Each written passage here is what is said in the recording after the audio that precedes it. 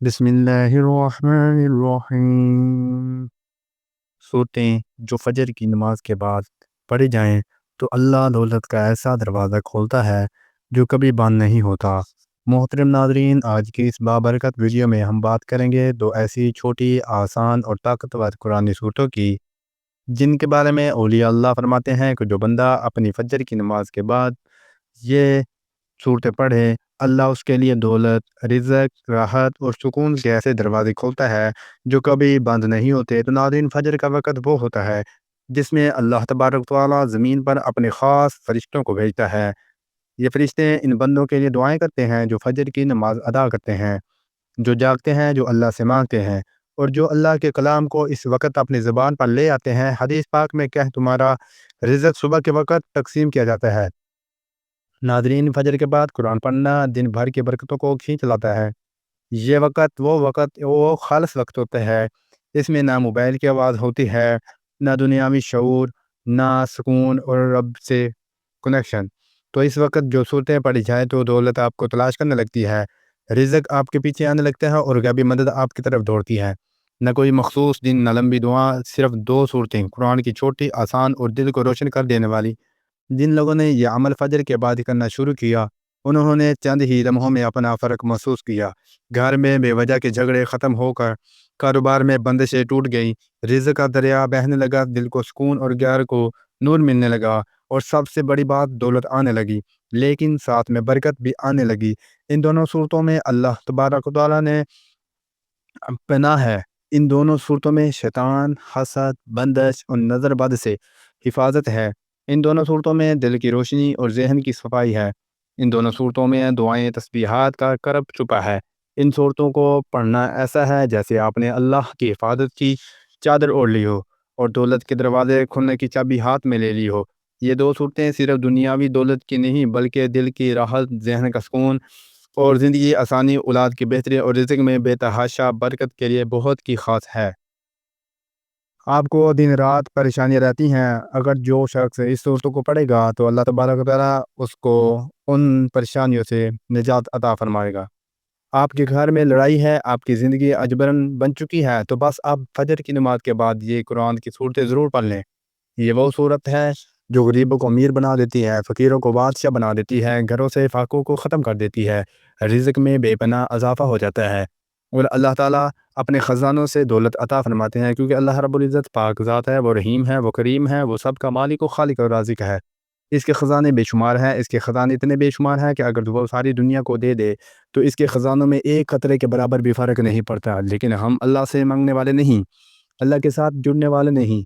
آج ہم نے اپنا تعلق انسانوں سے جوڑ دیا ہے۔ بے شک ہم انسانوں کے آگے ہاتھ پھیلانے لگے، غیروں سے مانگنے لگے ہیں، لیکن اللہ سے مانگنا چھوڑ دیا ہے۔ آج بھی یہ لوگ اللہ کے ساتھ جڑے ہوئے ہیں، ان کی زندگی بہت خوشحال ہے، ان کی زندگی میں سکون، ان کے چہرے روشن ہیں، اور جنہوں نے اللہ اور اس کے نبی صلی اللہ علیہ وآلہ وسلم کے احکام کو چھوڑ دیا، غیروں کی طرف زندگی گزارنی شروع کر دی، ان کی زندگی اجبرن ہے، وہ پریشانیوں میں گھرے ہوئے ہیں، مشکلات کا سامنا کر رہے ہیں، ان پہ طرح طرح کی ٹینشنیں ہیں، ان کی اولاد نافرمان ہوتی ہے۔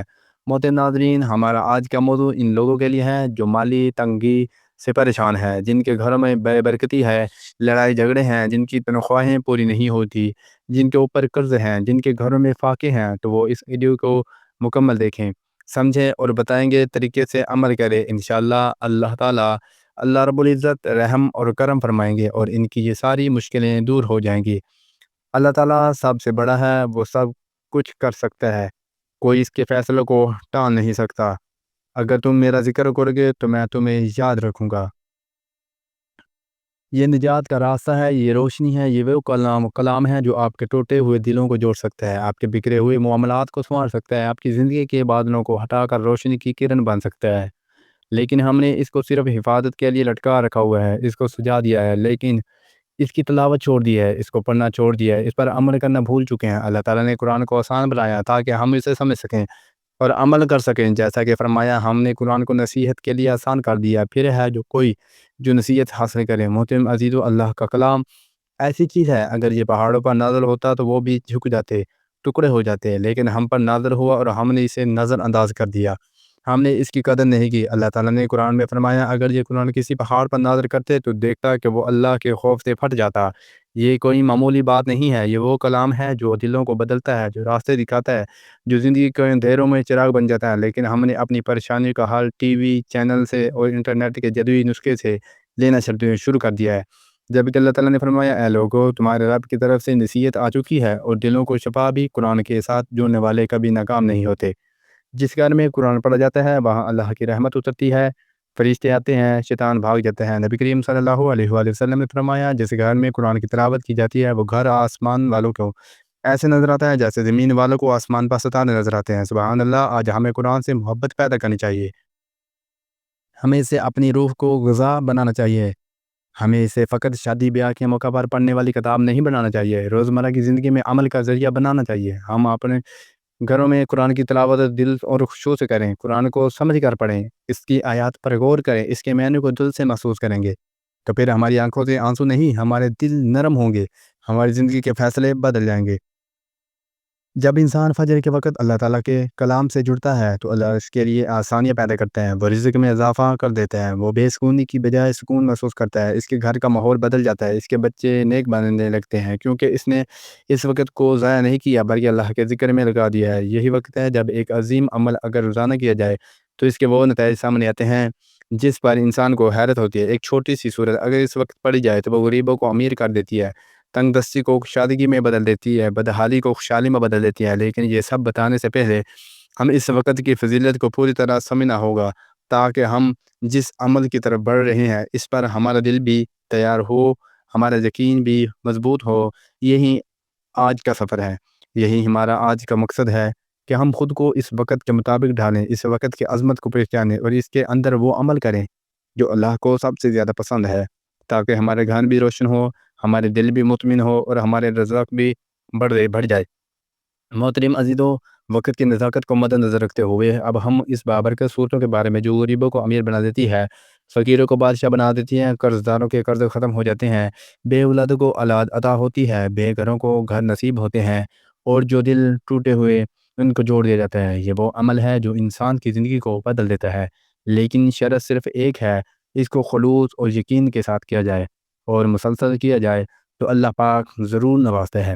سب سے پہلے آپ نے یوں ہی نماز فجر ادا کرنی ہے، آپ نے نماز خشوع و خضوع کے ساتھ دل لگا کر ادا کرنی ہے۔ میری بہنیں اور مائیں جو گھروں میں ہیں وہ وہیں گھر کے کسی پاک کونے میں نماز ادا کریں اور میرے بھائی بزرگ مسجد میں جماعت کے ساتھ نماز پڑھیں۔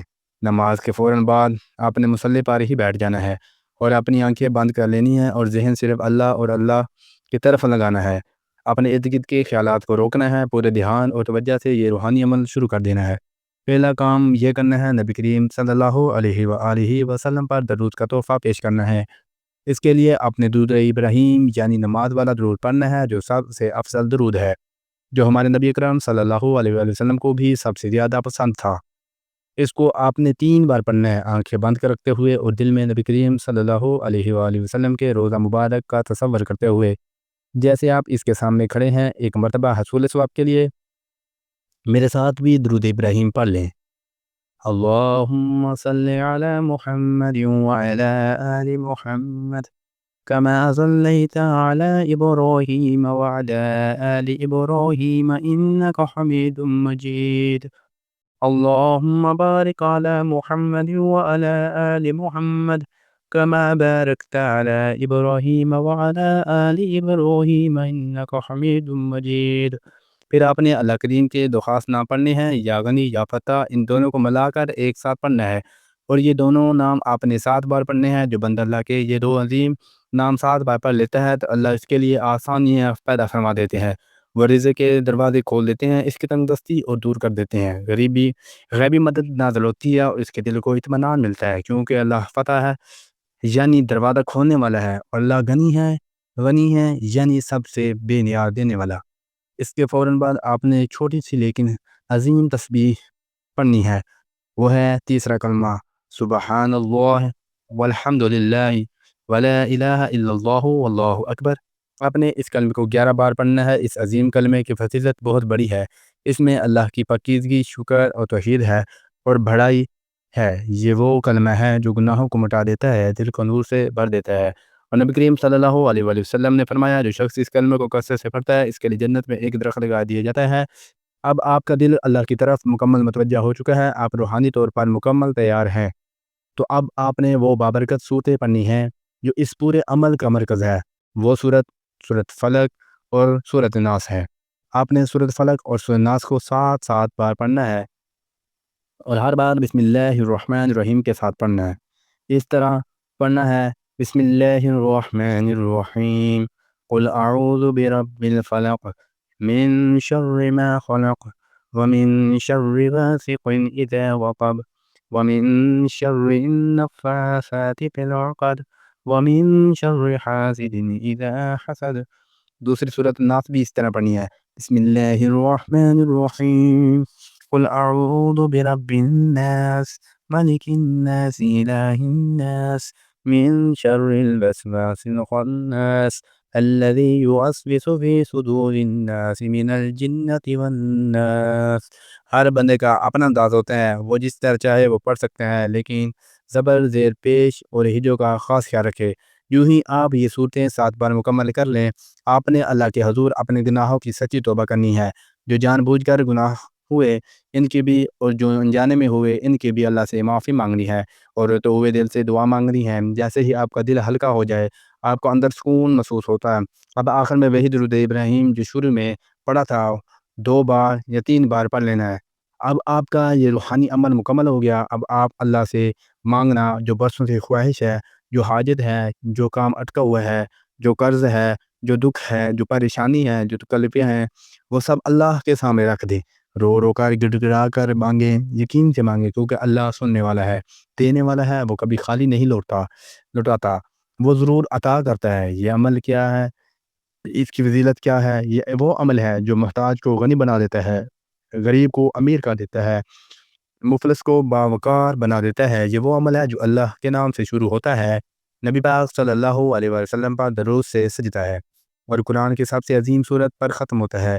اس عمل کے ذریعے وہ لوگ جن کے دلوں میں مایوسی ہے وہ امید سے بچ جاتے ہیں۔